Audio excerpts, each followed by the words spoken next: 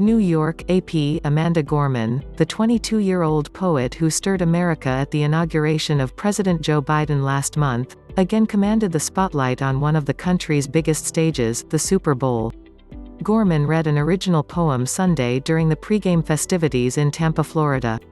The poem, titled "Chorus of the Captains," was a tribute to three people for their contributions during the pandemic: educator Tremaine Davis, nurse manager Susie Durner, and Marine veteran James Martin. Gorman didn't perform on the field but appeared in a taped video message that combined Gorman's reading with images of Davis, Durner and Martin.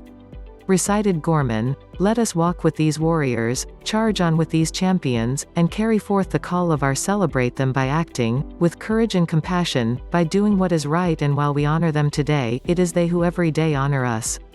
That Gorman brought poetry to the Super Bowl was an almost unthinkable collision of grace and glitz.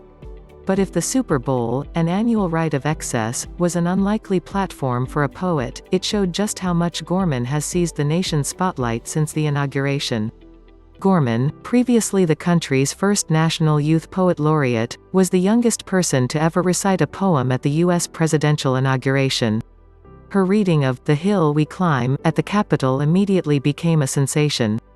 An illustrated book of her poem quickly zoomed to the top of bestseller lists. Shortly after the inauguration, she signed with IMG Models, an agency that represents supermodels, tennis star Naomi Osaka and playwright Jeremy O. Harris. This week, she covers Time magazine, in an interview conducted by Michelle Obama. Gorman's Super Bowl appearance had been planned before the inauguration. She seemed to grasp the unlikeliness of her pregame reading, the first in Super Bowl history. And with potentially 100 million viewers on the CBS telecast, it made for one very well-attended poetry recital. Poetry at the Super Bowl is a feat for art and our country, because it means we're thinking imaginatively about human connection even when we feel siloed, Gorman said Sunday on Twitter. "I'll honor three heroes who exemplify the best of this effort.